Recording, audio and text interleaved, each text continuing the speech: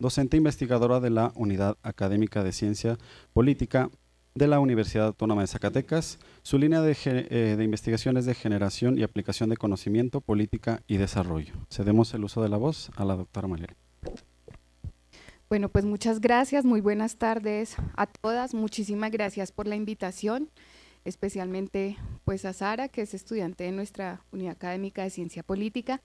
Hoy voy a tener el gusto y la oportunidad de dialogar, que la idea es justamente eso, más que una ponencia o una charla, es que sea un diálogo y acá podamos hablar de cuáles son los fundamentos o esos principios del feminismo o de los feminismos más bien, que deberíamos empezar por mencionarlos desde ahí, los feminismos en América Latina.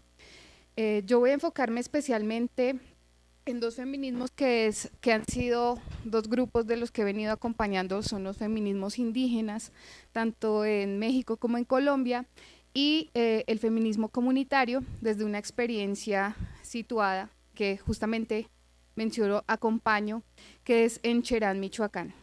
Entonces, bueno, voy a partir por mencionar justo que el feminismo es una corriente política que ha cruzado la modernidad contemporánea desde la Revolución Francesa hasta nuestros días y que pues tiene esos antecedentes y puede rastrearse en escritos desde la Edad Media y el Renacimiento. Eh, quiero hablar de tres raíces fundamentales que caracterizan Latinoamérica y que justamente a través de estas tres grandes raíces poblacionales podemos hablar de esos fundamentos de los feminismos en América Latina. Y uno tiene que ver con la raíz indígena, otro tiene que ver con la raíz europea blanca y la negra, a la que más recientemente mencionan distintas autoras, se han sumado las migraciones asiáticas. Entonces voy a compartir un pequeño video de contexto para que podamos situar también desde lo geográfico y también desde algo de lo político, esas raíces y esos elementos de los feminismos en América Latina.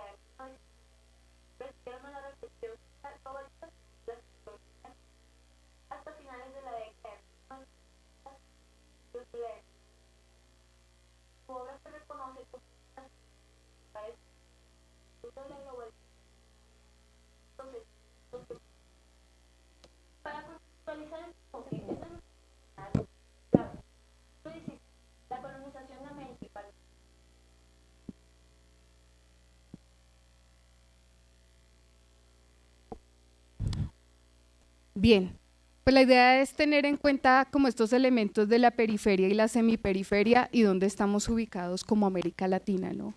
El gran debate de qué es América Latina y quiénes somos los latinoamericanos. En un contexto histórico dentro de lo que se denomina la semiperiferia, se menciona que entre 1950 y 1970, retomando la historia de los feminismos, hay un rasgo que definió esa historia de las mujeres latinoamericanas y tiene que ver con ese aumento cuantitativo de la presencia femenina en las luchas populares y en las luchas sociales. Entonces, quiero que pensemos todo esto que estamos hablando en clave feminista y que en 1970 hay una desantificación de la maternidad en América Latina y en ese periodo de 1970 recordemos que hay represiones militares, que hay dictaduras militares en el Cono Sur, que hay actuaciones políticas por parte de las mujeres, empieza a darse también una lucha muy organizada por parte de las mujeres, especialmente de los comités de madres de desaparecidos. Y algunos de los fundamentos del feminismo en América Latina, justamente con estas tres raíces que estamos viendo, uno de los fundamentos, uno de esos elementos claves en los cuales debemos pensar el feminismo en América Latina tiene que ver con el concepto de la intersección. Y esa intersección son esos sistemas combinados de opresión, donde hablamos de sexo, etnia, clase como una clave teórica en América Latina. Entonces, en América Latina tenemos una característica de, podría decirse, de doble subalternidad, si se quiere, y tiene que ver una con que somos mujeres y otra con que somos latinoamericanas, es decir, desde esa perspectiva de la subalternidad desde la periferia, ¿no? Entonces, esa es otra de las categorías que quiero poner a colación, la intersección, la otra que estamos en la periferia, y otra tiene que ver justo con lo que mencionaba en este periodo de los años 70, desde mucho antes, si tomamos referentes desde antes de la colonia, tiene que ver con la resistencia. La resistencia pensada como un mecanismo de sobrevivencia de las mujeres en América Latina, si lo pensamos como la idea o el propósito, la proyección, las capacidades, las alternativas de las mujeres frente a ese poder autoritario, frente a la subordinación para revertir esas condiciones de dominación en América Latina. Entonces esa sería la segunda característica. La primera mencionaba la intersección y otra que nos ha traído en la historia de la larga duración, especialmente los feminismos indígenas y los feminismos comunitarios, que tiene que ver con la reexistencia y la defensa territorial frente a las distintas violencias o a la violencia estructural que hay en América Latina desde esa larga duración, desde la larga duración que nos menciona Brodel. Entonces, esa reexistencia hace referencia también a cómo las comunidades indígenas, cómo las mujeres organizadas en esos territorios primordialmente han hecho frente al poder hegemónico, abriendo pues grietas a ese sistema de dominación, creando nuevas maneras de existir, donde han vinculado el sentir, ¿no?, la cosmovisión, el pensar y las diferentes formas de actuar de forma armónica con la madre tierra, recuperando distintos elementos que han sido muy importantes en su forma organizativa y en la forma organizativa comunitaria. Otro elemento que debemos traer a colación en estos fundamentos tiene que ver con el antirracismo, esas reivindicaciones autonómicas. Varias de las autoras, especialmente Francesca García, que ya no nos acompaña, ya no está entre nosotras, pero que fue una teórica fundamental para América Latina, nos habla de esta tensión y de esta disputa que ha habido y que sigue existiendo y que es latente entre las reivindicaciones autonómicas de diferentes procesos de los feminismos en América Latina y los feminismos que se han abocado desde otra perspectiva de, digamos, de toma de poder en espacios institucionales. Entonces, estas son dos tensiones que todavía siguen y están vigentes. Algunos elementos de… podemos cambiarla. Bueno, este es uno de los conceptos que les mencionaba de la clave de interseccionalidad, de una de las autoras, que nos dice a propósito de lo de interseccionalidad: si bien es cierto que todas las mujeres son de alguna manera sujetas a la discriminación de género, también es cierto que otros factores relacionados con las identidades sociales de las mujeres, tales como la clase, la casta, la raza, el color, el origen étnico, la religión, el origen nacional, la orientación sexual, son diferencias que marcan la diferencia en la manera en que los distintos grupos de mujeres experimentan la discriminación. Estos elementos diferenciales pueden crear problemas y vulnerabilidades que son exclusivos de grupos particulares de mujeres o que afectan de manera desproporcionada a algunas mujeres con respecto a las demás. ¿Me ayudas con la siguiente, por favor? Este es el concepto de resistencia, que también hacía alusión. El concepto de reexistencia y defensa territorial. Y bueno, esto es un poco a lo que hacía alusión ahora con lo que mencionaba Francesca Gargalo de estos diferentes tipos de tensiones, pero también con el quehacer político y los diferentes espacios en los que han estado o hemos estado las mujeres en esa historia de las ideas feministas de América Latina. Entonces nos habla de un quehacer político de las mujeres que transitaron entre la Revolución Mexicana, los nacionalismos, en las dictaduras, en las formas de gobierno validadas por las elecciones, de las democracias pasivas en términos de participación en las decisiones económicas y políticas y la crítica al caudillismo, y de las jerarquías de la política tradicional. No sé en qué año se otorgó o se luchó por el voto en México. En el caso de Colombia fue en 1957, no sé en México cuándo.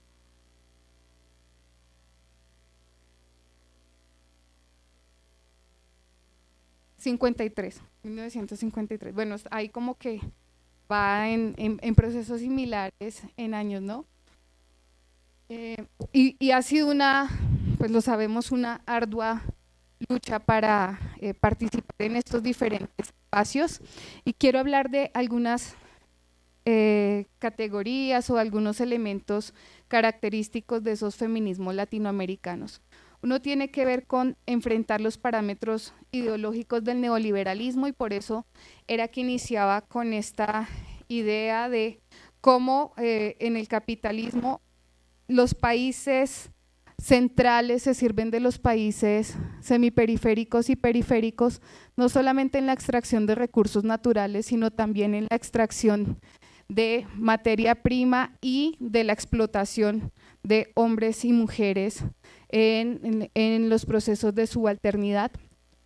Y nos mencionan distintas autoras, entre ellas Rita Segato, el tema de la violencia que nos atraviesa, el tema de la violencia física y directa, especialmente en Latinoamérica, y que se entrecruza justo con estas defensoras del territorio y con los ecofeminismos, ¿no?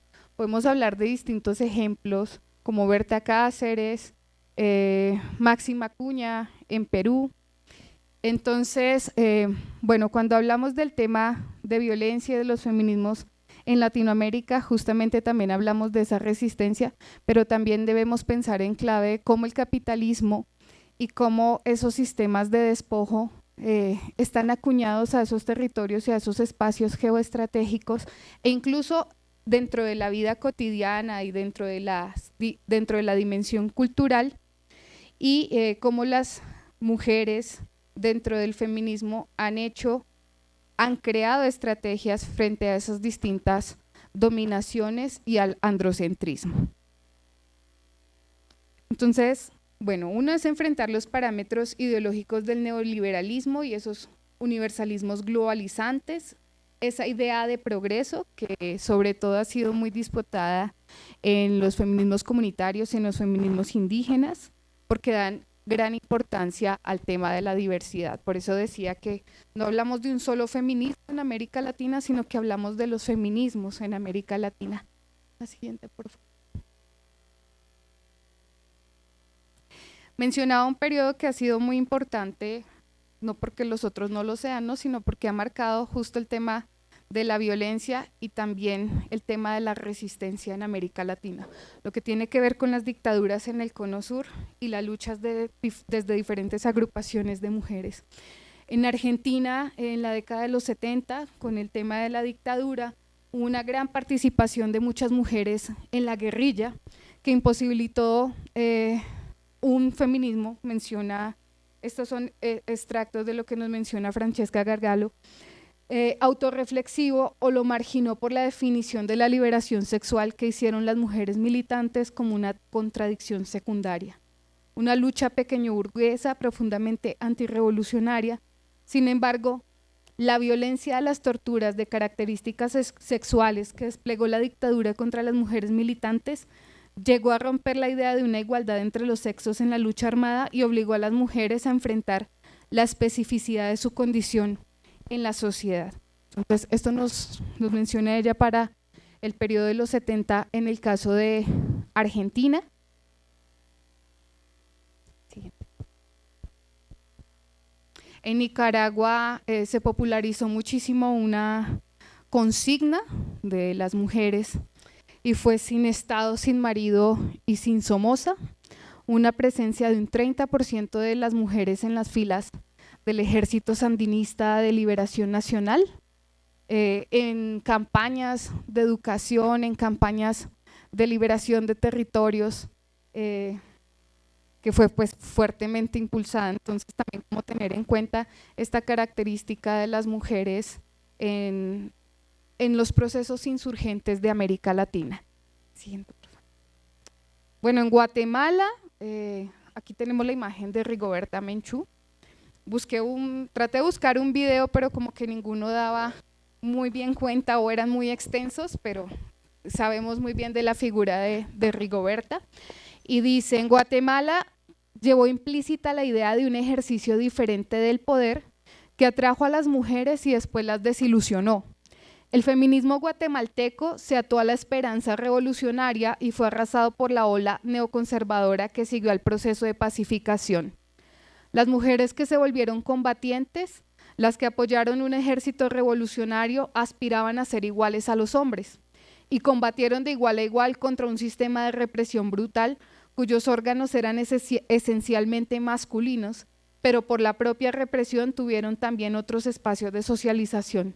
En Guatemala, las familiares de desaparecidos, las defensoras de derechos humanos, las víctimas de tortura, las indígenas expulsadas de sus comunidades, las mestizas refugiadas en México y otros países desarrollaron una incipiente reflexión sobre sus condiciones femeninas excepcionales.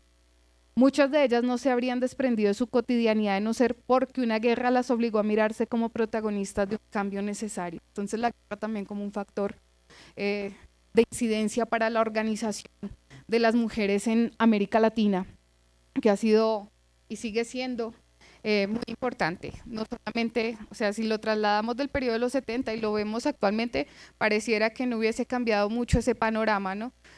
Siguen habiendo, y quizás lo saben, los domingos se reúnen muchas madres de desaparecidos en la Alameda. Aquí en Zacatecas hay más de 3.000 desaparecidos y las mujeres se siguen organizando y nos seguimos organizando en torno a esa búsqueda y a esa lucha y pues frente a los distintos fenómenos. Decimos son los 70, pareciera un periodo muy lejano, pero nos damos cuenta que sigue siendo muy vigente esa búsqueda y esa lucha, que se ha diversificado, por supuesto, pero que siguen habiendo elementos de explotación, que siguen habiendo elementos de despojo que no son ajenos, por supuesto que sí. De hecho, si nos preguntamos qué pasa con esos 3.000 desaparecidos, dónde están, por qué estas mujeres siguen en esa búsqueda, cómo se están organizando, porque es un territorio geoestratégico Zacatecas, no solo para México, sino en el mapa de Latinoamérica. Tendrían sentido estas claves o estos elementos teóricos que aquí estamos mencionando en estos feminismos de América Latina desde una escala local a una escala, si se quiere, continental. Siguiente, por favor. En Perú, Costa Rica, Colombia y Venezuela, a pesar de enfrentar diversas situaciones políticas y económicas, el feminismo radical se expresó en grupos de autoconciencia, a la vez que importantes sectores de mujeres se reunían para discutir los problemas políticos de su país y para manifestar solidaridad con la lucha de mujeres en los países en guerra o bajo gobiernos militares. Es importante mencionar que también en los 70 surgieron movimientos de mujeres abocadas desde el ámbito político, pero desde un ámbito político-artístico. Entonces realizaban acciones directas desde el performance y desde otras corrientes artísticas para denunciar, para enunciar y para estar presentes políticamente frente a las demandas del feminismo y de su lucha frente a todo el sistema patriarcal. Y aquí en México fue Mónica Mayer quien hizo un proceso muy importante y lo sigue haciendo con el grupo de la Gallina Negra, si mal no estoy, que se llama el grupo de la Gallina Negra, y fue quien inició el tema de los tendederos, que ahora están extendidos dentro de distintos ámbitos, especialmente el universitario, pero fue una de sus impulsoras. Entonces, mencionar que en Latinoamérica también el arte ha sido muy importante en el tema político. Entonces, no desconocerlo porque justamente durante los últimos años el performance conjugado con las nuevas tecnologías, con las redes sociales y demás, ha tenido una influencia que ha transgredido o ha traspasado las fronteras de los países, ¿no? Con acciones continentales en contra de la violencia de género y pues con propuestas desde estos feminismos en América Latina. Siguiente. Bueno, esta consigna fue una consigna que surgió en Chile. Esta es una de las imágenes de la autora, es Julieta Kirwood, es de 1983, esa imagen dentro de las demandas feministas a la democracia. Y esta fue una consigna que recorre Latinoamérica que se popularizó y que surgió de ahí, y es democracia en el país, en la casa y en la cama. Recorrió América, se convirtió en el aporte latinoamericano a la teoría feminista mundial y estaba influida por otra consigna, menciona la autora, igualmente dramática, y es vivos se los llevaron, vivos los queremos, de las asociaciones de madres de detenidos desaparecidos, tanto de Argentina, México y El Salvador, que quizás la recordemos mucho más por el caso de Ayotzinapa en México, pero pues esta consigna ha tenido una resonancia histórica en América Latina y pues ha sido una de las aportaciones desde el feminismo latinoamericano al feminismo mundial.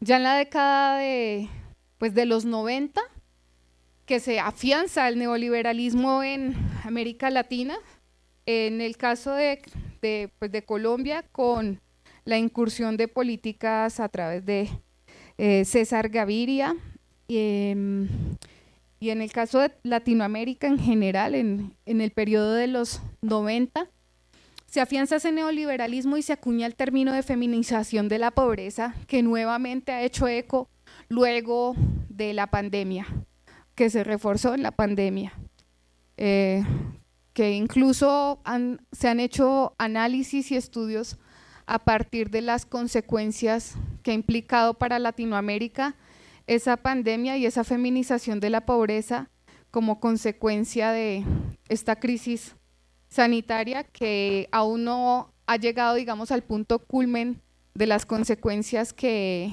va a generar en el caso de las mujeres.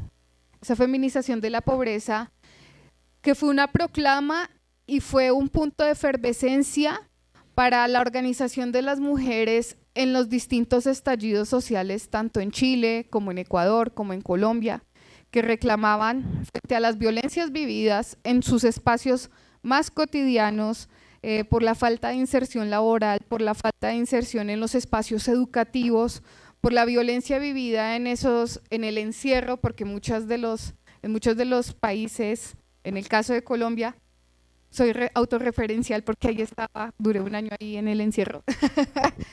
y fueron medidas que no pensaban en el caso de las mujeres, de esas violencias que se estaban viviendo y de esa feminización de la pobreza. Entonces, en los 90 se recrudece esas políticas neoliberales, esas políticas de despojo, especialmente de desmantelamiento de las garantías básicas de los derechos sociales que ya se habían ganado, no habían sido otorgados, han sido logrados a través de luchas sociales históricas por parte de mujeres y hombres. Entonces, digamos, los tres ejes donde se organizaron, uno fueron las que pudieron, se unieron en organizaciones campesinas, en el caso de, digamos, en el caso de Venezuela, en el caso de Colombia, en el caso de Ecuador, hubo grandes organizaciones campesinas y también de indígenas, de pobladoras, de pescadoras y aún de trabajadoras mal pagas y sin derechos laborales en las maquilas, de refugiadas y de desplazadas por motivos ecológicos, sequías e inundaciones. Bueno, uno de los términos que se ha introducido durante los últimos 20 años y que hace parte de esa crisis global, de esa crisis civilizatoria que nos anuncia Wallerstein, son los climigrantes, ¿no? Son los desplazados que tienen que irse de sus lugares a pesar de que tengan una gran relación con sus territorios, con su tierra, por el tema que tiene que ver con el clima. Y hay otros autores que nos mencionan que eso no es el calentamiento global, sino que es, digamos, son consecuencias pues de la mano del hombre, ¿no? Entonces, nos hablan del capitaloceno, ¿no? Ese es el concepto que se usa para muchos de los climigrantes, son consecuencia del capitaloceno. Entonces, esto por motivos ecológicos, por motivos políticos y sociales, el caso de guerra de guerrillas, ya mencionábamos el caso de Guatemala, mencionamos el caso de Argentina, mencionamos el caso de Chile, podemos mencionar el caso de Uruguay, muchos países de Centroamérica, El Salvador.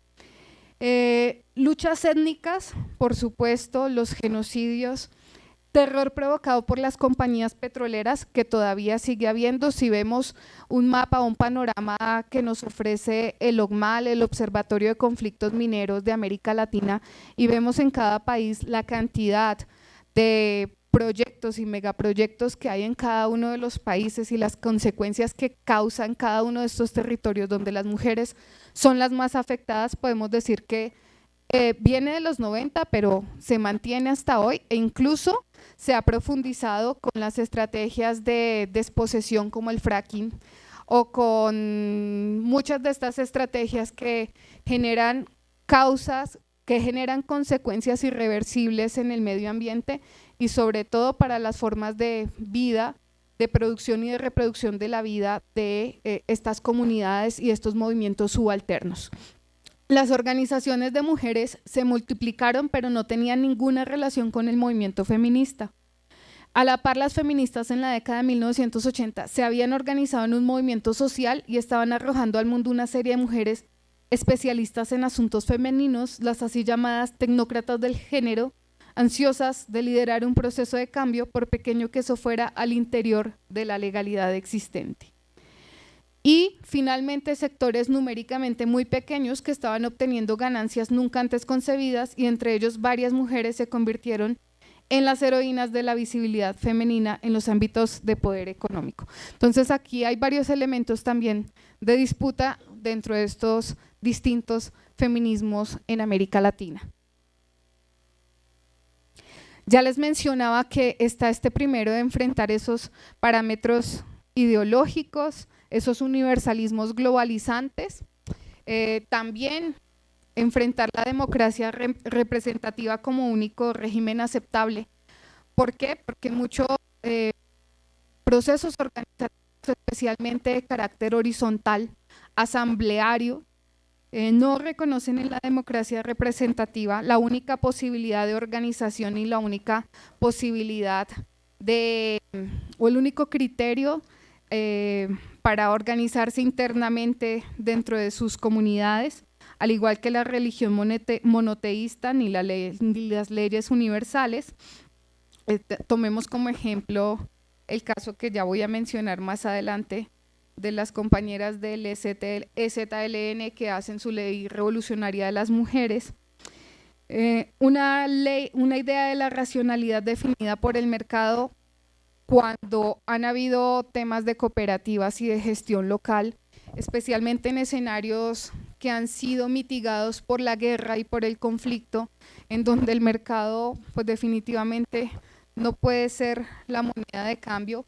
A colación traigo un ejemplo que acompaño, que es la comunidad de paz de San José de Apartado en Colombia, que queda cerca a Panamá, y por los embates de los paramilitares en 2004 se dio algo que se llamó la masacre de los tenderos, y era que los paramilitares no permitían que la comunidad comprara en ninguna de las tiendas y si les vendían a los tenderos los asesinaban. Entonces lo que empezaron a hacer las mujeres de la comunidad junto a los compañeros fue crear mecanismos de soberanía alimentaria, porque pues estaban cercados, no podían salir de ahí, intercambios de conocimientos con algo que construyeron que se llama la universidad itinerante de la tierra ahí en ese territorio, compartir conocimientos con otros espacios como Tamera, que son una comunidad autónoma en Portugal, y a partir de eso empezaron a trabajar con el chocolate, a exportar cacao y bueno, otros mecanismos que han tenido que rescatar a partir del contexto en el que viven, que es muy rico en recursos, pero es muy violento y en el que hay distintos actores interesados en extraer los recursos y utilizan a las mujeres como su botín de guerra, ¿no? Reconocer y confrontar actitudes comunes de origen colonial, violentas y excluyentes, sobre todo lo que tiene que ver con el racismo. Siguiente, por favor.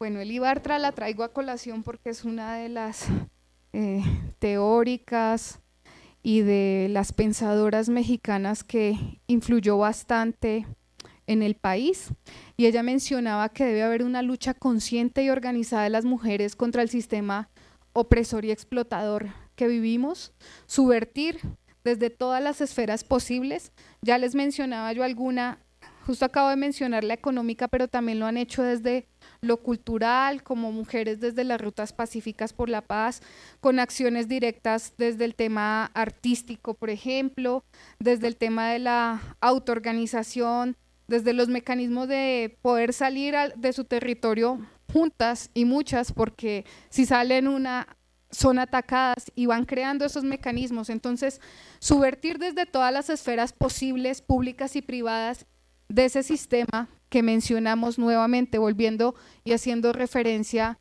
a esa idea de la interseccionalidad, no solamente es clasista, sino que también es sexista, que también es racista y explota y oprime de múltiples maneras a todos los grupos fuera de las esferas del poder. Bueno, les mencionaba que dentro del tema del feminismo comunitario y del feminismo indígena hay distintos referentes, distintas mujeres en lucha que conjugan lo teórico y lo práctico dentro de sus territorios. Y aquí, bueno, esta es una frase de Lorena Cabnal que nos dice que el patriarcado es todo el sistema de opresiones, todas las explotaciones, todas las violencias y discriminaciones que vive toda la humanidad, mujeres, hombres y personas intersexuales y la naturaleza. Entonces, importante rescatar el tema en Latinoamérica de cómo se rescata desde los feminismos latinoamericanos la naturaleza como un actor viviente y como un actor más que hace parte, que se integra a esa comunidad, como un sistema históricamente construido sobre el cuerpo sexuado de las mujeres. Y a propósito del cuerpo, pues todas estas metodologías que se vienen trabajando en América Latina, como las cartografías cuerpo-territorio, que es una de las metodologías que trabajo con las compañeras en Cherán, que ya más adelante les cuento un poco más de ella. Siguiente, por favor. Bueno, algunas características del feminismo latinoamericano del siglo XXI, o más bien de principios del siglo XXI. Primero, como un movimiento libertario que enfrenta el sexismo disparador de la subordinación de las mujeres de la década de los 70. Es también un movimiento social en construcción y lo sigue siendo, y empieza a estructurarse en organismos no gubernamentales y en asociaciones para trabajar con y para las mujeres, en ocasiones presionando en el Estado común en los 80, como movimiento identitario también, organizado desde la diversidad de demandas y de pertenencias de las mujeres, que ha estado muy preocupado por su visibilidad y por su presencia en el espacio público, mayoritariamente en los 90 y retomado actualmente. Bueno, acá les menciono que con la pandemia hay una lucha que se ha encarnado también en los espacios digitales, en el hacktivismo, en el feminismo digital y también, por supuesto, en el espacio público, en la esfera pública, en las calles. Digamos, ha sido dos frentes de lucha, dos frentes de batalla. Siguiente, por favor. Otra de las pensadoras latinoamericanas que quiero traer a colación es la boliviana Silvia Rivera Cusicanqui. Ella nos habla de la posibilidad de esas modernidades de estrategias contrahegemónicas y de proyectos e ideas propias, es decir, no solamente hablamos de la modernidad occidental, sino que ella nos habla de otras posibilidades, de otras alternativas, de otros mundos posibles dentro de nuestros territorios, y dentro de esas alternativas dice que no solamente hay una idea de lo progresivo, de lo teleológico, sino que también podemos hacer epistemología, podemos generar conocimiento desde las prácticas cotidianas.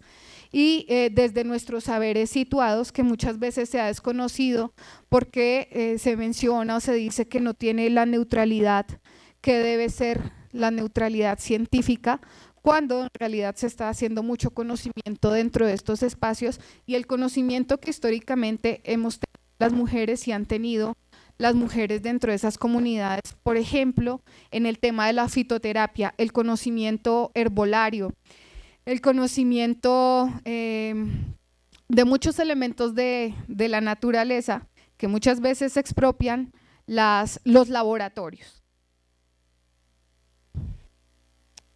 Estas son algunas autoras referencia de América Latina. Pues tenemos aquí a Karina Ochoa, a Yuderquis Espinosa, a Diana Gómez, a Francesca Gargalo, que no solamente fue una gran teórica feminista, sino también poeta, académica.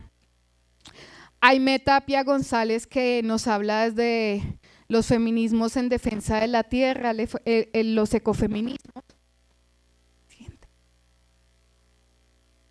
También Gladys Zulzul, de Guatemala, Silvia Marcos, Lorena Cabnal, que ya les hacía referencia a una de las frases de Lorena. Y esta es una de las frases que puede también convocar a este pensamiento de los feminismos en América Latina, y dice: otra expresión de esta concepción de colonización son las prácticas opresivas que se ejercen contra nosotras como mujeres y contra la naturaleza. Dentro de estas formas de dominación se encuentran la violencia de género, el control de nuestra fertilidad y fertilidad de la tierra mediante el uso de hormonas, pesticidas y fertilizantes. Asimismo, la megaminería es una forma de colonización de la tierra que contribuye a los efectos devastadores del cambio climático, la pérdida de biodiversidad, la contaminación y el establecimiento de los agronegocios. Todas estas son expresiones de dominación que se dan en escenarios ambientales de apropiación indebida y de despojo del territorio.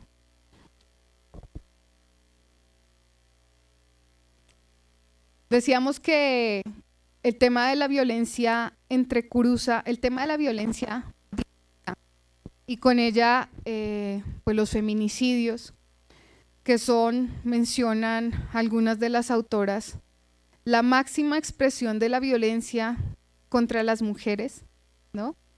Y aquí Laura Segato nos dice que ya no es solo el conflicto entre estados, como era, digamos, en los 90s, sino entre corporaciones armadas que se entretejen e hibridan por partes del Estado y con fuerzas paraestatales.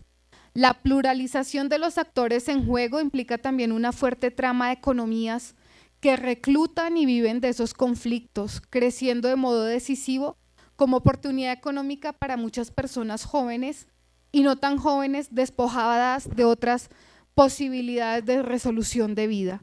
Dentro de esta esfera de paraestatalidad, la violencia contra las mujeres ha dejado de ser un efecto colateral, porque antes se decía, bueno, son efectos de la guerra, ¿no? Murieron tantas, pero esto es un daño colateral de la guerra, y se ha transformado en un objetivo estratégico de este nuevo escenario bélico. Bueno, les mencionaba que me gustaría hacer énfasis en dos procesos que tienen que ver con el feminismo o los feminismos indígenas, porque también son varios, y el feminismo comunitario, y tiene que ver con un parteaguas para los movimientos sociales y también para el feminismo en América Latina, y es el levantamiento neozapatista del 1 de enero de 1994 en México. Ese fue un punto de partida, como les digo, para los movimientos sociales y también para las mujeres indígenas, que además de organizarse y de luchar por la búsqueda de autonomía, el tema de autonomía nos da también para muchísimo, porque hay distintos conceptos frente a qué es la autonomía, pero hablamos, aquí me refiero a una autonomía global e integral en esos territorios junto a sus comunidades.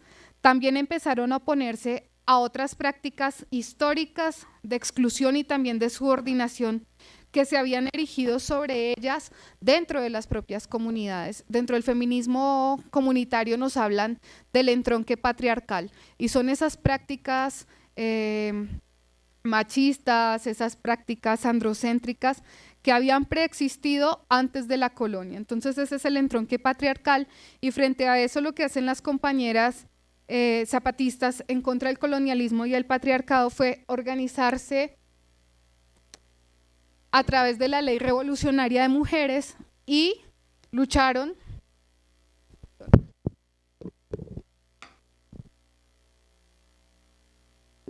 por una serie de derechos que fueron y son reivindicados por otras mujeres de pueblos originarios en otras partes de Aviala, como mencionan los compañeros Cuna en Panamá. Entonces, a través de esa ley revolucionaria reclamaron el poder participar y tener cargos democráticos en la comunidad, decidir el número de hijos, no contraer matrimonio forzado y tener la posibilidad de escoger a su pareja, de educarse, de trabajar y recibir un salario justo y de no ser maltratadas. Y eso fue en 1993, y en 1996 lo que hicieron fue ampliar más esas demandas y propugnaron que las mujeres tienen pues los mismos derechos que los hombres dentro de la comunidad. Un elemento muy importante fue introducir métodos de planificación familiar que se pudieran organizar en lo cultural. Sabemos que han hecho todos estos encuentros de mujeres en territorio zapatista, que tienen diferentes expresiones en lo cultural, que participan en la parte comunicativa en las radios. Bueno, son distintas las prácticas que podemos encontrar allí, y algo muy importante, que tienen derecho a heredar y trabajar la tierra, que sigue siendo un punto súper importante, no solamente para las compañeras indígenas, sino para las compañeras que no somos indígenas, pero seguimos pensando en si tenemos tierra y territorio. Y bueno, si hiciéramos acá una encuesta de quienes tenemos tierra y territorio, pues les pediría que por favor alguna levante la mano. Entonces esa es una lucha que están dando ellas, pero pues que también deberíamos dar nosotras, ¿no? O sea, el panorama en América Latina frente a la posesión de la tierra y el territorio sigue siendo un tema muy, muy importante, que a veces se ha dejado de lado, pero que ellas sí tienen muy en cuenta, sobre todo por el vínculo que tienen con la tierra y con el territorio, ¿no? A pesar de que lo trabajan, a pesar de que están día a día en él, no son propietarias del territorio, y no es que quieran ser propietarias del territorio en términos capitalistas, ¿no? La idea que tienen es poder ser parte de él y que no vayan a ser en algún momento despojadas, que llegue la minera y les diga adiós porque este territorio no es de ustedes. Entonces, ese ha sido un elemento bastante importante, el tener derecho a heredar y trabajar la tierra, y que debería serlo pues también para nosotras. Francesca nos menciona y les decía que existen distintos tipos de feminismo indígena, no solamente es uno, sino ella nos ubica, digamos, en 4 vertientes o 4 grandes líneas de pensamiento feminista entre las mujeres indígenas o de pueblos originarios o de naciones originarias, que a su vez pueden ser cambiantes. Es decir, hablamos de los feminismos como procesos dinámicos, en constante construcción, deconstrucción, transformación, ¿no? Uno tiene que ver con las mujeres indígenas que trabajan a favor de una buena vida para las mujeres a nivel comunitario, según su propia cultura, pero que no se llaman feministas, porque al reivindicar la solidaridad entre mujeres y hombres como dualidad constituyente de su ser indígena, temen que el término sea cuestionado por los dirigentes masculinos y que las demás mujeres se sientan incómodas con ello. Entonces esta es como la primera línea o la primera vertiente. Hay una segunda vertiente, que son las indígenas que se niegan a llamarse feministas porque cuestionan la mirada de las feministas blancas y urbanas sobre su accionar y sobre sus ideas. Hay una tercera línea que son las indígenas que reflexionan sobre los puntos de contacto entre su trabajo en la visibilización y la defensa de los derechos de las mujeres en su comunidad y el trabajo de las feministas blancas y urbanas para liberarse de las actitudes misóginas de su sociedad y que a partir de esta reflexión se reivindican feministas o iguales a las feministas. Y hay una cuarta línea que son las indígenas que se afirman abiertamente feministas desde un pensamiento autónomo y que elaboran prácticas de encuentro, manifiestan públicamente sus ideas, teorizan desde su lugar de enunciación en permanente crítica y diálogo con los feminismos no indígenas, es decir, con muchas vertientes, en los recuperados o reconstruidos territorios de América Latina, como las que han elaborado una idea del feminismo comunitario, postulado por la Asamblea Feminista de Bolivia en 2003 y las feministas comunitarias xincas de Guatemala. Ahora voy a hacer referencia a esta cuarta línea, ya hablamos un poco de las tres anteriores.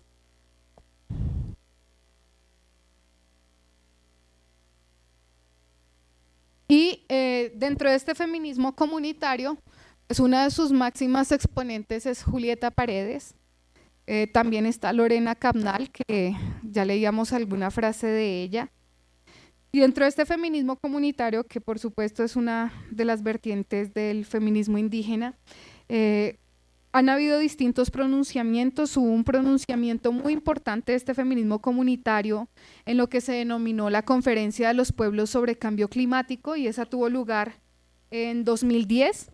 Y bueno, quiero hacer mención a dos elementos muy importantes que ellas mencionaron frente al feminismo comunitario, pero a la responsabilidad que tenemos todas y todos en la construcción de esos escenarios de lucha frente al no despojo en América Latina. Y ellas dicen: creemos que todo grupo humano puede, si lo decide, construir comunidad, eliminando la propiedad privada sobre los medios de producción, reconociendo el trabajo de todo tipo, comenzando por el doméstico, repartiendo el trabajo de manera equitativa en relación a las capacidades, habilidades, deseos y necesidades de cada integrante, asumiendo los productos y beneficios de cada integrante, los que crea y elabora, sean estos abstractos o concretos como bienes comunes e individuales. Ellas dicen que la comunidad, hablamos de la comunidad y de las mujeres y hombres de los pueblos indígenas. Sin embargo, no idealizamos la comunidad actual en la que persisten las relaciones de dominación y donde las mujeres somos la yapa de los hombres. Las comunidades actuales son patriarcales y por ello es que estamos proponiendo otra forma de comunidad, horizontal y recíproca, donde las y los integrantes sean reconocidos y respetados como individuos autónomos.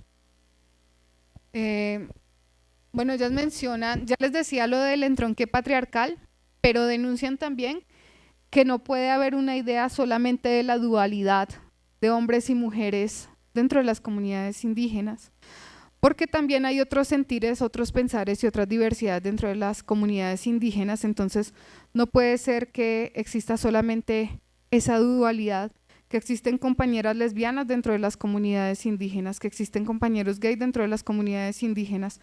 Entonces no puede haber solamente una referenciación de esa dualidad, sino que debe haber una idea de diversidad y de comunidad. Entonces no puede haber descolonización en América que no se acompañe de una profunda despatriarcalización. Hablan de la despatriarcalización porque, justo como les decía, no solamente con la introducción de la colonia en América que se produce todas estas prácticas machistas y violentas, sino que también coexistían anteriormente algunas que ellas han querido y han luchado por contrarrestar, ¿no? Podemos poner el video, por favor.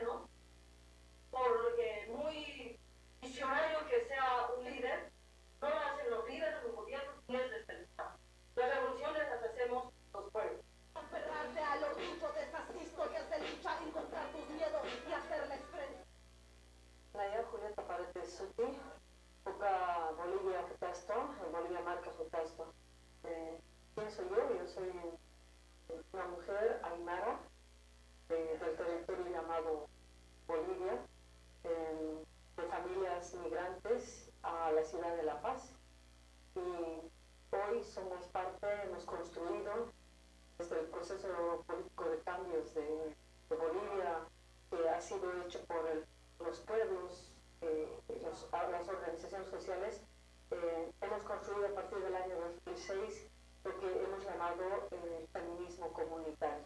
Antes de partir a los miedos y dar pasos gigantes, unidos y la comunidad. La comunidad es el sindicato, es la familia, es el barrio, es el ayu, es el grupo de intelectuales, el grupo de cuates, por decir, grupo de amigas, amigos, todo espacio donde vamos eligiendo, vamos teniendo identidad, nos vamos uniendo, puede ser convertido en una. Mucho más cuando somos espacios de lucha.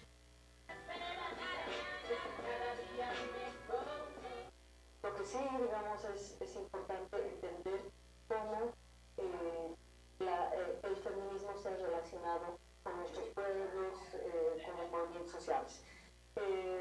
Nos ha llegado la idea del feminismo como algo que pertenece a señoritas de clase media alta y blancas, en estos territorios, por ejemplo, de Estados Unidos, son de las académicas, intelectuales, bueno, sí, pero también son las feministas. Señoritas, estas piensan que se las saben todas. Lo que nosotros necesitamos es entrar y decir, ¿usted es feminista, señorita? Sí, bueno, nosotros también somos feministas. Ahora, ¿cuál es su feminismo de usted y cuál es el feminismo nuestro? Ellas siempre nos van a querer decir, venga, nosotros son feministas, les vamos a enseñar. Y nosotros decimos, ¿usted ha luchado? ¿Sus ancestras han luchado? ¿Sus abuelitas han luchado? Sí, van a decir. Nosotros vamos a decir, nosotras también tenemos nuestras ancestras que han luchado y nosotros también luchamos. Así que usted es feminista, nosotras somos feministas, nos sentaremos y hablaremos qué es la lucha para ustedes como mujeres y para nosotras qué es la lucha. Y actuamos cuando tenemos que actuar, porque la cabeza en el...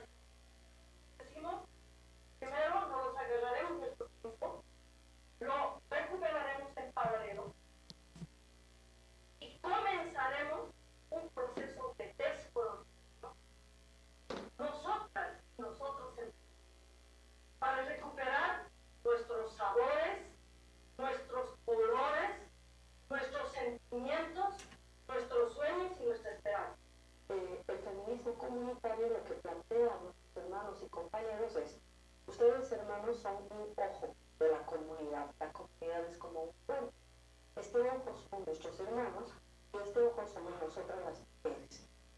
Este ojo está mirando, este ojo por el patriarcado, que es un sistema, el machismo, que son conductas, que son formas de pensar que tienen los hombres y que tenemos las mujeres. Los hombres se creen superiores a nosotros, son machistas, nosotros nos creemos superiores a ellos, somos machistas, pero el machismo de las mujeres privilegia a los hombres que están ahí arriba. Bueno, entonces, por el machismo, el ojo de nuestros hermanos está abierto y el ojo de las mujeres está cerrado. El feminismo comunitario, lo que trabajamos entre mujeres, es para abrir nuestro ojo para que la comunidad pueda dar con los ojos. Me empodero de la vida con igualdad, me empodero de los míos con la verdad, esto es lo que quiero yo, una vida digna nada más.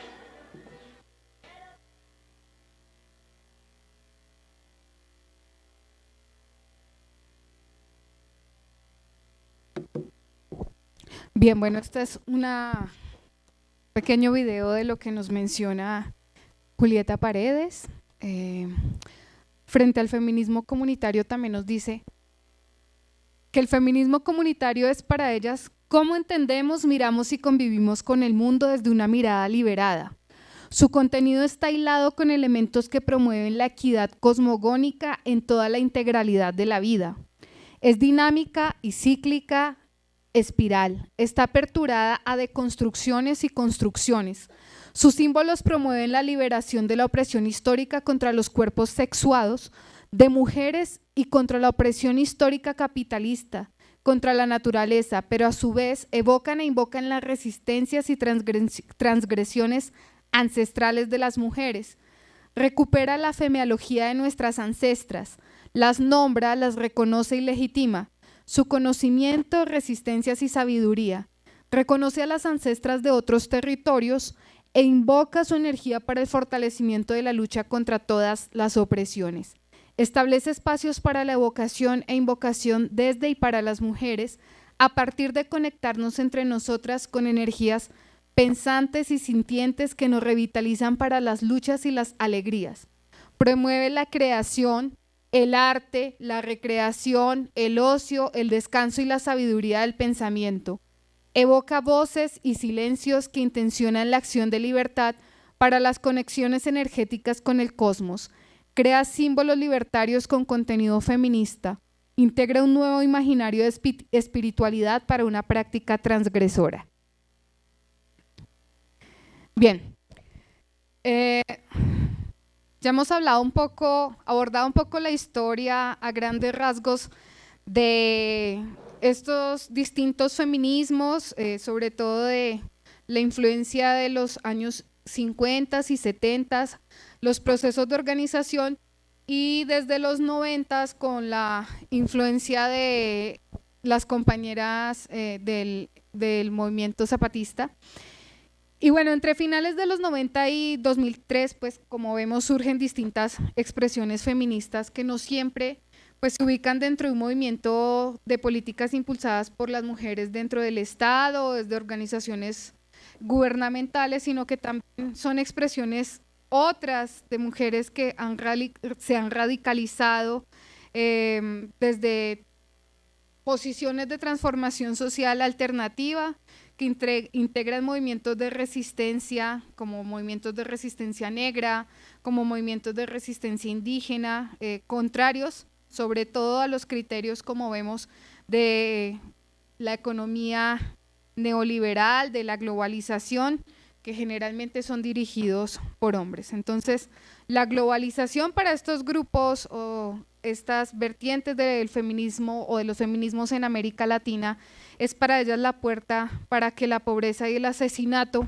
se conjuguen en femenino. Esa globalización capitalista, por ello lo que hacen es reivindicar la centralidad de su reflexión sobre sí mismas en el mundo, enunciarse y reivindicar su anticolonialismo en el rechazo que expresan esa idea del progreso, ¿no?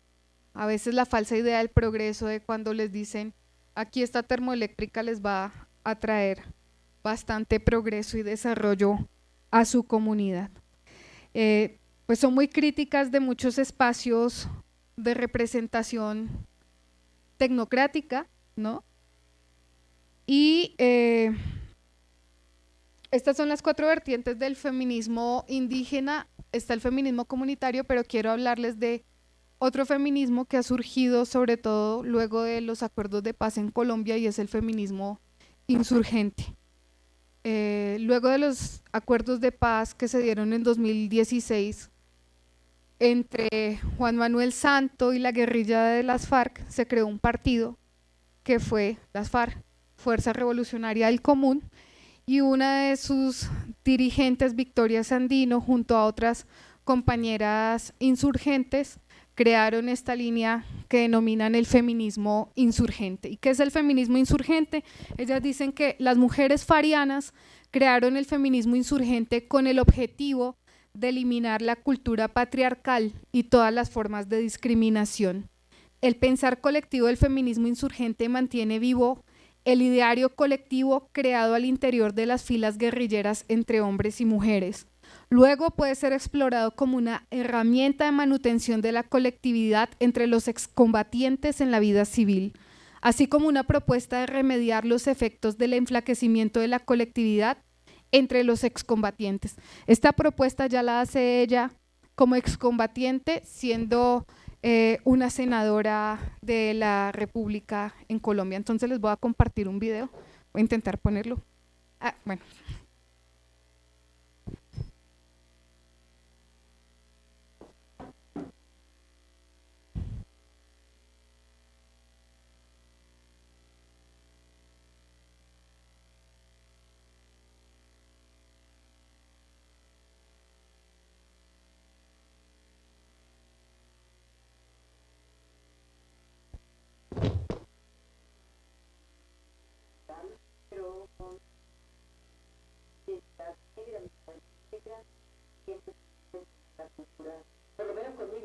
tengo muy clara el tema de la cultura negra. No, soy una mujer comprometida por la paz, luchadora por la paz, guerrillera, 24 años en la insurgencia, con una militancia de toda la vida, diría yo. Pues hay una cosa que yo creo que he sido toda la vida, que he sido rebelde. Cuestionando el estado de cosas, de todo, desde cada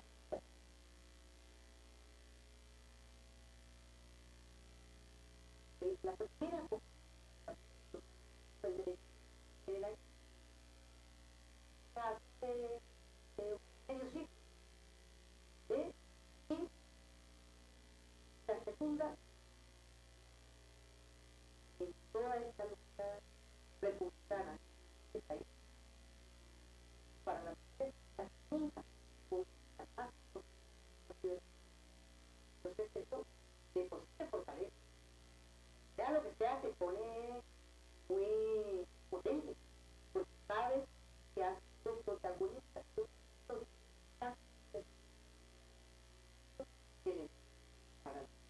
No es una potencia individual, es otro debate.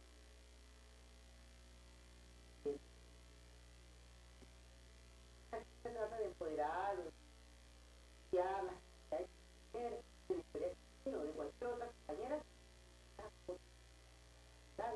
de más, pero en parte las capacidades de y eso yo creo yo se pone con otra visión, con otra mirada, y es fuerte hablar con quien sea, pero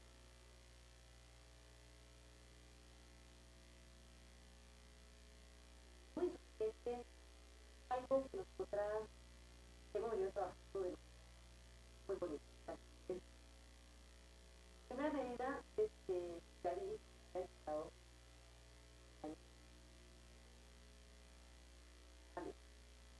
eso siempre era una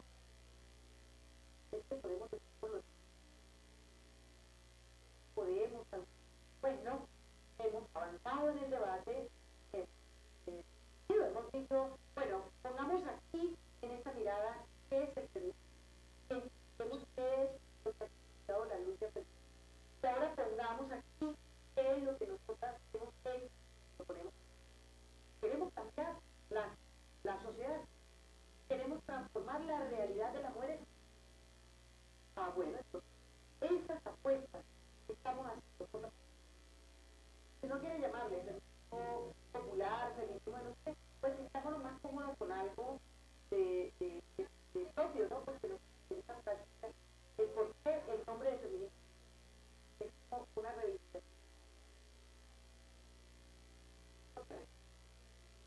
Logramos no lo quisiera, pero seguramente. Y decidimos entonces recoger esa práctica, darle una serie de contenidos. Por ejemplo, esta lucha es para la emancipación de la mujer. Consideramos que este es actualizado por la lucha de clase, por la lucha, por la lucha de orientación sexual, de género, está atravesada por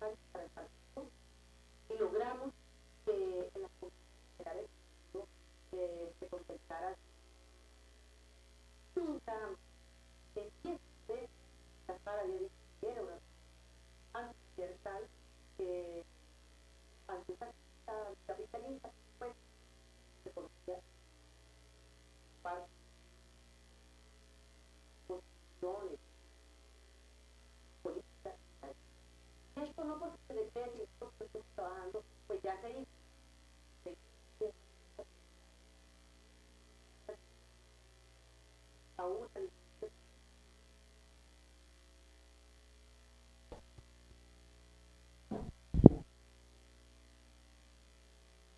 Bueno, quería compartirles este pequeño video de Victoria Sandino frente al feminismo insurgente, porque pues realmente poco se ha hablado del feminismo insurgente en Latinoamérica, es algo igual muy novedoso, poco trabajado, pero que hace parte del territorio latinoamericano y de esa historia de lucha de las mujeres que han hecho parte de las distintas insurgencias en los distintos países.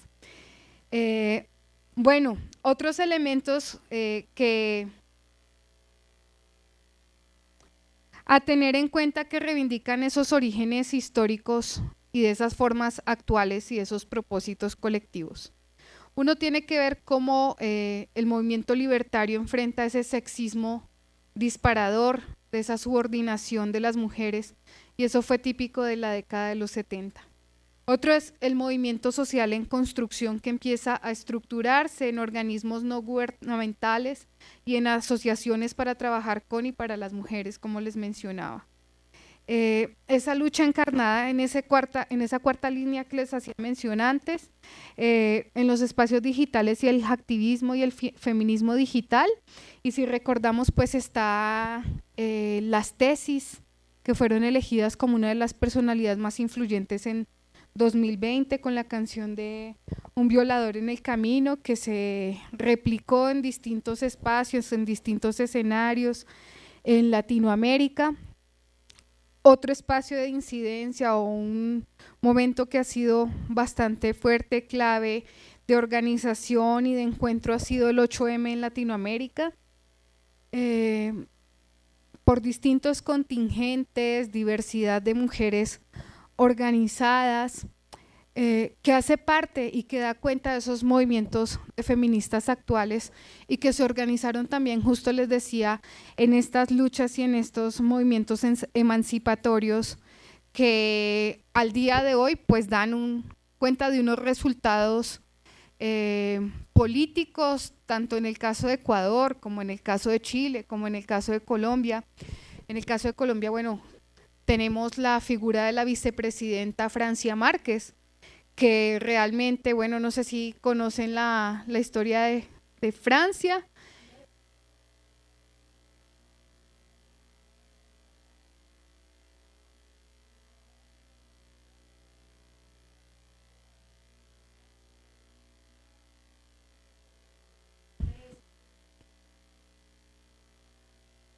Lo poco que había leído sobre ella, mucho tiempo se dedicó precisamente a lo que son creo que el sector agro, ¿no? Y luego estuvo un poco en el industrial, pero dentro de la campaña que les ayudó de cierta manera para reivindicar pues un poco el gobierno acá en Colombia, es precisamente las acciones o el activismo de Francia Márquez relacionado con los nadie, ¿no?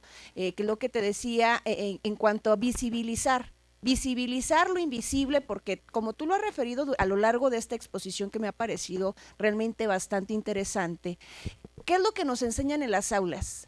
Desde la perspectiva histórica, es una visión positivista, escrita, dice la historia escrita por los triunfadores, más no precisamente los otros personajes marginados que participaron dentro de estas luchas. Hay un libro que me parece que va muy ad hoc a este tema sobre el feminismo, que tiene que ver precisamente con nuestro país, bueno, con México, con el aspecto de la historia al ras del suelo, ¿no? Hay varios artículos y varios textos, tanto del Instituto Mora, me parece, que nos los presentaron al respecto. Y bueno, aprovechando la intervención, me ha parecido sumamente interesante tu tema, y más porque es parte también del proyecto de investigación que yo estoy llevando ahorita en el doctorado, que es movimientos sociales, crisis estructural. Yo nada más quisiera hacer dos precisiones respecto a lo que tú refieres en cuanto al tema de los movimientos feministas. Haces mucho énfasis en los años 70, bueno, de los 50 a los 70 a la fecha. Vale la pena insistir que desde la Revolución Industrial, luego la Revolución Francesa, en cuanto a los movimientos sociales, donde obviamente el movimiento feminista se sitúa, pues atendían a cuestiones más de lucha de clases. Como tú lo decías, relaciones de producción en cuanto a esta opresión del sistema productivo, y posterior a los 70, pues básicamente la concepción hasta teórica en la cual se han estado analizando los movimientos sociales y donde podemos situar bien al movimiento feminista que hoy en día tenemos, atiende un poquito más hacia la construcción del sujeto social, trae más, ahora sí que indicios tanto de Alberto Melucci y también de Alan Turing. Es decir, se desdibuja el precepto principalmente de lucha de clases desde la visión marxista, y por la otra se empieza a construir precisamente bajo la perspectiva de la construcción de los sujetos sociales. Entonces podemos hablar en cuanto a temas de movimientos sociales y el movimiento feminista, que hay dos tipos de movimientos o dos principales perspectivas teóricas. Las primeras, los viejos movimientos sociales que se centraban, ya les decía, en el precepto de la lucha de clases, principalmente en la búsqueda de una mejor distribución de la riqueza en el terreno de las relaciones de producción, y los nuevos que no atienden a esa división de clases sociales, sino que buscaban de alguna manera consolidar una identidad colectiva a nivel microsociológico, es decir, al estudio de los actores de las acciones. Y no quiere decir que antes de los años 50, antes de los años 70, las mujeres no participaban en los movimientos sociales. Obviamente, si uno se pone, por ejemplo, a indagar un poquito sobre las historias de los movimientos sociales de izquierda a nivel mundial, podemos hablar o podemos reconocer el papel o los aportes de Flora Tristán. Luego estuvo Rosa Luxemburgo, que anduvieron también dentro de la perspectiva marxista que atiende al tema de la lucha de clases. Y posterior a eso, ya después de los 70, el tema precisamente que les decía, desde una perspectiva microsociológica que va más allá desde la visión de Alan Turing y Alberto Melucci. Ahí pues les recomiendo un poquito que chequen eso, pero me encanta la exposición que estás dando, principalmente ahora conocer un poquito sobre este movimiento indígena, ¿no? Y sus diferentes variantes. Me parece un tema muy crucial y un tema que estamos para seguir analizando. Muchas gracias. No, muchas gracias a ti, y sí, gracias por la precisión. Sí, justamente con el parteaguas que fue la Revolución Cultural de 1968 para los movimientos sociales, hay una, digamos, una división, o si se quiere un afloramiento o una gran amalgama de diversos movimientos sociales que se denomina justamente los nuevos movimientos sociales, porque en la perspectiva pre-68 había la idea de las 2 etapas, ¿no? La toma del poder y con él cambiar la democracia. Y posterior a ello, pues los distintos movimientos sociales, entre los que entran los movimientos ecologistas, los movimientos LGBTI, se fortalecen los movimientos feministas y distintos movimientos no solo en América Latina, sino a nivel mundial, pues justamente es ese gran parteaguas de lo que fue esa revolución cultural de 1968 como fecha histórica, pero no precisa, ¿no? Porque también tiene que ver con las luchas estudiantiles en América Latina, que fueron bastante importantes y hacen un gran aporte justamente las mujeres desde esos espacios a estos nuevos movimientos sociales. Y bueno, retomando lo de Francia, me parece muy importante mencionarlo y retomar esto que les decía del feminismo insurgente, porque Francia Márquez retoma esta frase justo de los nadies. Los nadies nos ponemos de pie y hasta que la dignidad se haga costumbre. Entonces, como que no solamente es una frase, sino que además lo encarna con toda su historia de lucha y toda su historia de vida. Trabajó en la minería artesanal cuando era muy joven, fue madre muy joven, madre soltera, trabajó en el servicio doméstico y fue activista y luchó contra la minería de las grandes corporaciones, denunciándola, y fue desplazada justamente por hacer esas denuncias. Tuvo que desplazarse a diferentes lugares, es decir, víctima de la violencia, de los más de 7 millones de casos de desplazamiento en el país, y ella menciona que empieza a hacer política desde estos espacios justamente por por todas esas violencias que la atravesaron, por las condiciones en las cuales vivía, y obtiene un gran apoyo popular. O sea, porque lo que hay que mencionar justamente con lo que dices de los movimientos sociales es que estas respuestas o estos nuevos triunfos, si se quiere, en América Latina tienen que ver con ese gran impulso en el que las mujeres han estado y están muy presentes. Y justamente ponía aquí una imagen que es la de, seguramente habrán escuchado a los jóvenes de la primera línea, tanto en Chile como en Colombia, pero también estaban las madres de la primera fila, las madres de la primera línea, que acompañaron justo a los jóvenes y tomaron sus escudos y demás, defendiendo y poniéndose a la vanguardia en estos espacios, digamos, de acción directa en distintas ciudades en el país. Las madres, recordando justo lo que les decía de los 70 de los desaparecidos, para que no hubiesen ahora jóvenes desaparecidos, entonces salen las madres de la primera línea a acompañarlos en estos espacios. Bueno, otro de los movimientos Me Too. Y bueno, manera de inconclusión, no puedo decir qué conclusión, porque esto no concluye, esto continúa, es un proceso dinámico que seguimos construyendo día a día. Los feminismos latinoamericanos deben situarse como una teoría política de alteridad frente al racismo, frente al colonialismo. Continúa la tensión entre feministas institucionalizadas y feministas autónomas. El tema que les decía del acceso a la tierra sigue siendo un elemento importante en sus reivindicaciones y pues podríamos decir innecesariamente en nuestras reivindicaciones. Es importante que el movimiento feminista en Bolivia y en América Latina se haga cargo de su crisis de debilidades y contradicciones. Bueno, esta es una frase que retomo de lo que dice Francesca, porque dice que dentro del movimiento feminista, del feminismo comunitario, se dieron fricciones y digamos, surgieron de distintas divergencias, lo que no quiere decir que esto sea malo, ¿no? O sea, esto genera contradicciones, pero no quiere decir que estas contradicciones no permitan que el movimiento avance. Uno de las grandes críticas o de los miedos o de los temores y de las dificultades en los feminismos latinoamericanos es que se genere coerción y clientelismo y no se pueda construir una acción colectiva y alternativa.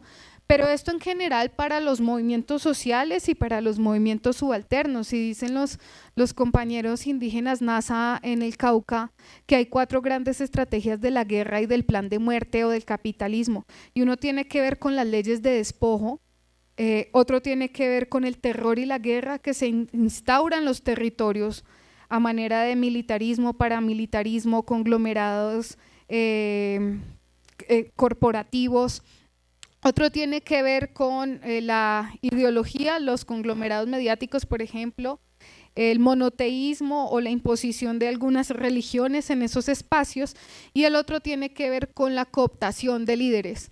Por eso en muchos movimientos lo que tratan de hacer es que los procesos sean asamblearios y rotativos y en algunos casos que no tenga, digamos, un pago eso que están haciendo, para que de alguna manera no termine corrompiéndose esa labor o ese servicio que prestan comunitariamente. La socióloga argentina en México, Pilar Calveiro, descubre que es necesario analizar la memoria en estos procesos o en estas ideas que hemos visto de los feminismos en América Latina. La memoria y la recuperación de la memoria son un tema tangencial, potente y fundamental en estos espacios, ¿no? La memoria, también la resistencia, diríamos la reexistencia, es decir, esas nuevas maneras de habitar esos espacios, y la sumisión para entender por qué en América Latina los poderes, por violentos que sean, son enfrentados por resistencias que desafían las relaciones más asimétricas. Y justo con lo que tú decías, y lo vemos históricamente, no solamente del 50 hasta acá, sino anteriormente, y lo veíamos con Bartolina Sisa, y lo veíamos con referentes como la cacica La Gaitana, o con muchas mujeres que de las que no se ha hablado históricamente, pero que ahí están y que han sido ejemplo de lucha y que ahora se retoman como parte de las genealogías feministas, en esa idea de nuestras ancestras y de esas luchas que son un cúmulo, ¿no?, de esa larga duración. Somos una respuesta de esa larga duración. Y justo les decía que con ese trabajo que venimos haciendo con las compañeras en Cherán, realizamos una genealogía de las mujeres, porque veíamos que es muy conocido justo el proceso de Cherán, pero a partir de algunos referentes en los años 20 de los hombres, y decíamos, y bueno, las mujeres no han defendido el territorio desde antes del 2011, cuando se levantaron en el Calvario y demás. Claro, empezamos a hacer todo ese ejercicio e hicimos una pregunta que me gustaría que nos planteáramos en esas genealogías feministas de nuestras ancestras. La pregunta que hicimos fue: ¿a qué mujer de la comunidad admiras y por qué? Porque cuando hicimos la pregunta ¿a qué mujer admiras?, siempre salía a colación una mujer que no era de la comunidad. Cuando empezamos a preguntar ¿a qué mujer de la comunidad admiras y por qué?, resultaron historias muy interesantes, de mujeres que habían luchado en la revolución, de las mujeres, incluso de la figura de la leyenda de Heréndira en el Imperio Tarasco, que fue quien le dijo al Alcázonsi a su padre que luchara contra los españoles. Fue ella quien encabezó esa lucha, y como que no se tomaba como un referente, pero empezamos a hacer toda esta línea histórica y decíamos, claro, las mujeres en todos estos periodos han significado mucho en este cúmulo, en este proceso que llevan a cabo hoy, que justamente ha llevado a cabo que durante el segundo Consejo de Gobierno se creara el Consejo de Mujeres y también el Consejo de Jóvenes. ¿Y cuáles son las acciones y los nuevos roles que tienen las jóvenes en esta comunidad frente a esas violencias y a ese entronque patriarcal que están haciendo? No repetir muchos de los roles de sus madres, de sus abuelas, y que ellas tampoco quieren que repitan. Entonces es muy importante, justo pues quería hacer que hiciéramos ese ejercicio de preguntarnos de dónde vienen nuestras familias. Es un ejercicio que a veces hacemos con compañeras, compañeros. ¿De dónde vienen nuestras familias? ¿Qué elemento nos caracteriza con esas familias? ¿Qué elementos tenemos en común y qué nos diferencia de nuestra familia, ¿no? ¿Qué es eso que estamos cambiando y qué es eso que estamos rompiendo con eso que no queremos seguir siendo como mujeres dentro de nuestra familia? Entonces resulta un ejercicio que es bastante interesante, pero yo sé que ya es tarde, entonces lo dejamos nada más como para la exploración, pero creo que es un ejercicio bastante interesante cuando nos preguntamos justo a qué mujer admiramos y por qué la admiramos, porque no siempre hacemos eso. Bueno, muchas gracias.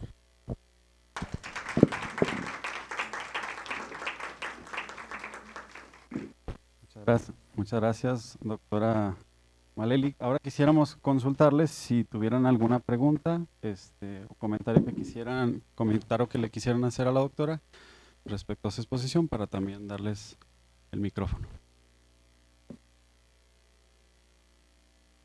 De no ser así, le solicitaríamos a la… Bueno, me gustó también esto que hayas mencionado respecto al tema del capitalismo, ¿no? En cuanto precisamente, si te das cuenta, a pesar de que son diferentes los objetivos del feminismo, no sé, que se vive aquí en México, el que se vive en Bolivia, el que se vive en Colombia, lo que sí nos queda claro y relacionado con el sistema capitalista, que desafortunadamente, precisamente el desgaste de este sistema capitalista, pues sigue todavía secuestrando lo que son la tarea del Estado frente a la sociedad, precisamente porque esto lo está asumiendo el tema del mercado, lo cual pues está también desatando, ¿no? Esta serie de movimientos sociales, porque el Estado no está cumpliendo con su responsabilidad, bueno, aquí al menos en México, constitucional. Y en cuanto a lo que decíamos, ok, y si ha habido varios tipos de feminismo, ¿cómo nos podemos ubicar en los distintos que ahorita están, ¿no? El tema de la despenalización del aborto, por una parte, de las madres de desaparecidos, también de las trabajadoras, y por la otra cuestión que también, bueno, a mí me llama la atención en ese sentido, es lo que refiere principalmente con el aspecto de aquellos vacíos que al final de todos los movimientos sociales a los que pertenecían estas mujeres no lograron cumplir, ¿no? Quizá si bien es cierto, como mencionaba hace ratito, los primeros movimientos sociales iban más guiados sobre el sistema productivo, ¿no? Para mejorar las condiciones laborales, que fueran respetados el tema de los derechos, pero se veía las cuestiones más como unas luchas generales de los integrantes. Por eso me parece importante el resaltar sobre la perspectiva de los nuevos movimientos sociales, porque tratan precisamente de considerar o sacar adelante esas necesidades que ya existían, quizá en los viejos movimientos sociales, pero que eran invisibilizadas, ¿no? Como decían, no, pues es que primero tenemos que llegar en un paso y se desatendían, y ahorita es como parte de la reflexión. Y en cuanto a esta última pregunta que tú haces, creo que es bastante interesante porque en ocasiones, y como también lo dijiste en cuanto a las pues grupos étnicos o algunas comunidades, no somos demasiado malinchistas. No reconocemos, desafortunadamente, las buenas acciones de compañeras de nuestra propia comunidad, y tendemos precisamente, a consecuencia de la reproducción inconsciente de estos constructos sociales, a admirar a personajes ajenos precisamente a nuestro entorno en esa perspectiva aspiracionista, ¿no? Y creo que es el ejercicio principal que debemos de hacer es hacia la conciencia social, quiénes somos como sujetos sociales, como mujeres dentro de un entorno, y el empezar a identificar, pues esta práctica es mala, es nociva, no solamente para mí, sino para mis compañeras o para las personas con las cuales yo tengo que interactuar, ¿no? Y cómo podemos aportar precisamente para reivindicar pues esas deficiencias del propio sistema. Eso era lo que, bueno, nuevamente te quería decir. Gracias. Muchas gracias. ¿Alguna otra compañera que quisiera compartirnos algo o alguna pregunta? Okay. Bueno, solicitaríamos respetuosamente a la maestra Yasmín Reveles Pasillas y a la licenciada Sara Castañeda nos pudieran acompañar con la doctora para hacer una entrega de un merecido reconocimiento.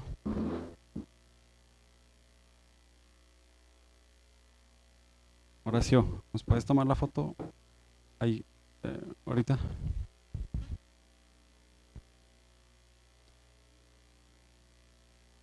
Vamos. Gracias, buenas tardes a todas. Doctora, la verdad es que no sé ustedes, chicas, pero estamos en un ambiente de confianza, ¿no? Me parece que el tema, como usted lo mencionó, doctora, los feminismos en Latinoamérica poco se ha abordado. La verdad es que es un tema sumamente interesante. A veces nos cuestionamos si somos o no somos feministas, ¿no? Pero yo creo que si buscamos desarraigar, eliminar este sistema patriarcal que tanto daño ocasiona a la sociedad, y que, como lo menciona, tenemos que llegar a la máxima expresión de la violencia, que es el feminicidio, para poder cuestionarnos qué es lo que tenemos que cambiar en nosotras y en ellos también. Entonces, cualquier acción que hagamos que revierta cualquier clase de explotación, de subordinación, de discriminación, desde cualquier movimiento social y visto desde cualquier enfoque, yo creo que todas aquí probablemente seamos feministas. Muchísimas gracias por su aportación. Nos llevamos todas esas teóricas para analizarlas, para empaparnos del tema. Se lo agradecemos realmente del Instituto Electoral del Estado de Zacatecas. Licenciada Sara, no sé si quieras ofrecerle algunas palabras a la doctora.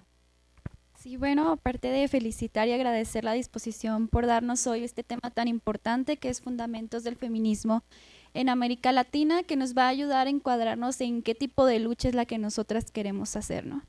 Desde nuestras trincheras y nuestras capacidades estamos aquí para formarnos, para seguir en el activismo y llegar a resultados contundentes que nos ayuden a la materialización de esos derechos humanos de todas las mujeres. Entonces quiero agradecerle mucho a la doctora que pues además de que yo la admiro bastante, también quiero reconocer que es artista, es fotógrafa, entonces está desde diferentes puntos visibilizando esta parte del feminismo y pues que esté ahora aquí compartiendo todo su conocimiento.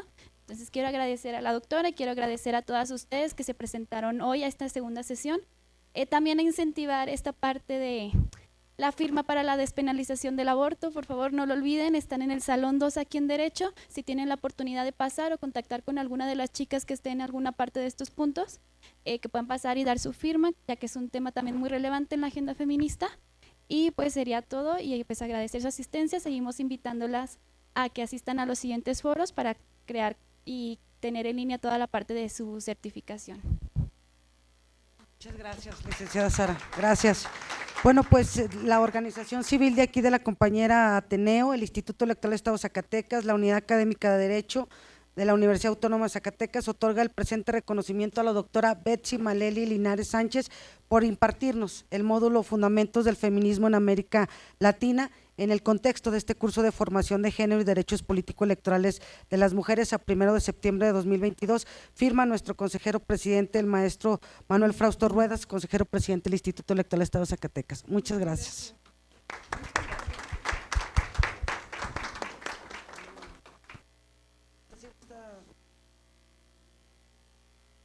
Bueno, agradecer este espacio y como dicen las compañeras Yasmín y Sara, realmente creo que este es un espacio de encuentro que no solamente nos va a permitir escucharnos, sino generar acciones de movilización y procesos emancipatorios que podemos seguir construyendo. Y qué bueno vernos y encontrarnos en este espacio. Tengo entendido que son 8, este es el segundo. Y nuevamente pues reiterar esa importante iniciativa de la despenalización del aborto. Yo desafortunadamente no puedo firmar, pero sí las convoco a que si pueden podamos participar y hacerlo.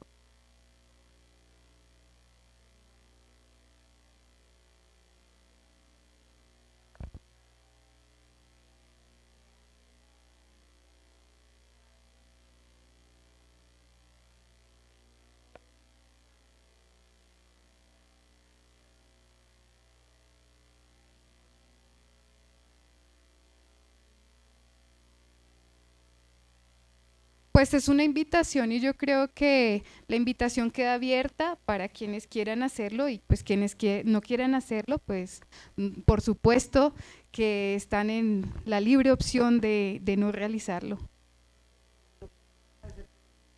No. Solamente estamos difundiendo la información que nosotros tenemos de donde nosotros pertenecemos. Igual no es con la intención de obligarlas aquí en la salida a firmar, por supuesto que no. Solo estamos difundiendo lo que a nosotros se nos pasa de información. Entonces sería todo, esperemos no te haya afectado y que estemos todos bien, ¿ok? Muchas gracias. Yo creo que el disenso también fortalece a una democracia y cualquier grupo social. La verdad, le aplaudo la opinión, creo que sintió la confianza de poderlo exponer. Efectivamente estamos en un contexto de foro, de género, de derechos y pues mal haríamos si no nos escucháramos entre nosotras mismas, ¿no? Seríamos contradictorias. Por supuesto que todos los puntos de vista se reciben con el mismo respeto, para eso estamos aquí, quien guste, quien no. De todos modos les agradecemos inmensamente su presencia y en la continuidad de los siguientes módulos. Doctora, la molestamos con una foto y con el foro, pues si nos hacen favor para no retirarse hasta tomarnos una foto. Muchísimas gracias.